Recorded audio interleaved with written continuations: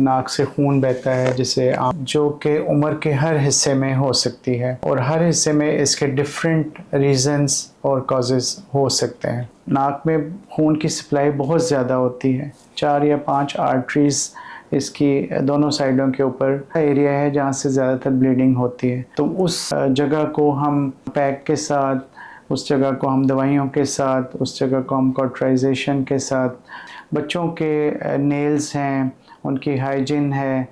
Info for patient. मेरा नाम professor Khalid Cheema है। नाक कान गले और हेड एंड नेक सर्जरी का प्रोफेसर हूँ। नाक से खून बहता है जिसे आम लैंग्वेज में नक्सीर भी कह देते हैं कि क्या क्या वजूहात हो सकती हैं।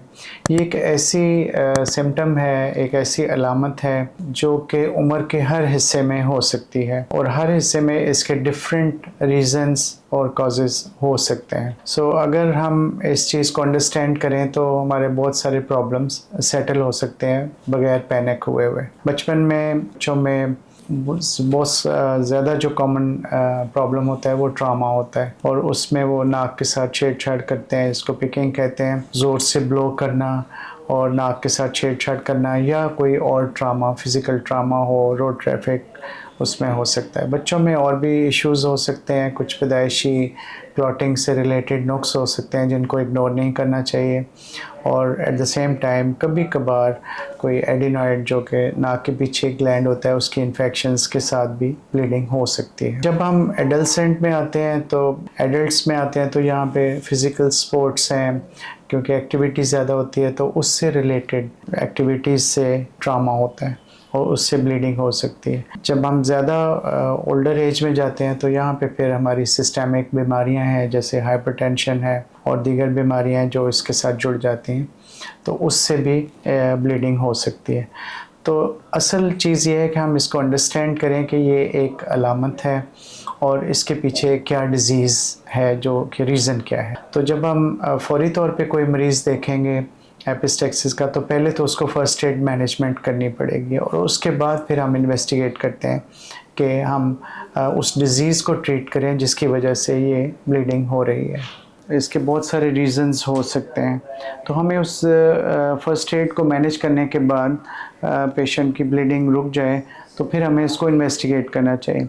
इन्वेस्टिगेशन के बहुत सारे तरीके हैं, ब्लड के टेस्ट भी हो सकते हैं, एंडोस्कोपिक एग्जामिनेशन भी हो सकता है, थ्रोट एग्जामिनेशन और सिस्टमिक डिजीज़ को भी रूल आउट करना होता है। तो जो भी डिज़ीज़ हो उसके हिसाब से मरीज़ को ट्रीट करना चाहिए। पेशेंट की एजुकेशन बहुत इंपॉर्टेंट है कि नोज़ के साथ कोई छेड़छाड़ ना करें, नोज़ के साथ कोई सफाई ज़ोर से या उंगली वगैरह से उसको टच ना करें।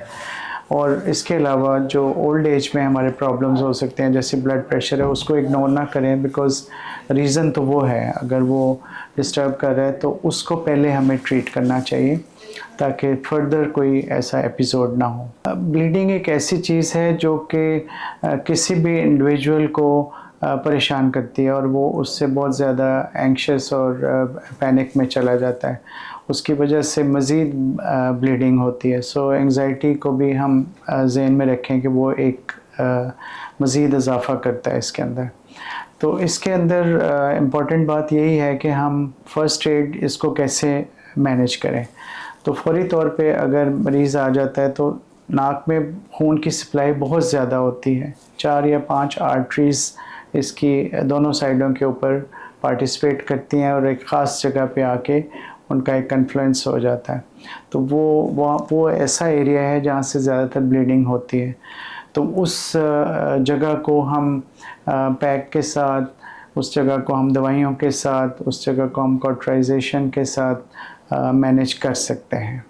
और अगर पीछे ब्लीड हो तो फिर हमें पीछे पैक रखना पड़ता है और ब्लड प्रेशर को अच्छा मैनेज करना पड़ता है। कभी कभार हमें एंडोस्कोपिक इसके ट्रीटमेंट भी रिक्वायर्ड होते हैं। इन पेशेंट्स को अच्छा एजुकेट करें कि ये कोई बहुत परेशानी की बात नहीं है, ये मैनेजेबल सूरत हाल है। वो बहुत ज़्यादा पूरी फैमिली इससे डिस्टर्ब हो जाती है। बच्चों के नेल्स हैं, उनकी हाइजीन है, उनको समझाना चाहिए कि बच्चों को एजुकेट करें कि वो नोज़ के साथ छेड़छाड़ ना करें। इसी तरह कभी कभार कोई फॉरेन बॉडीज़ या ऐसी चीज़ें भी नोज़ में फंस सकती हैं जिससे अगर वो लॉन्ग स्टे हो उनका, तो वहाँ पे वो ब्लीडिंग कर सकते हैं। तो एजुकेशन इसमें हर हाल में सबसे इम्पॉर्टेंट चीज़ है, जो कि पेशेंट के फॉलोअप्स में भी हेल्पफुल होती है।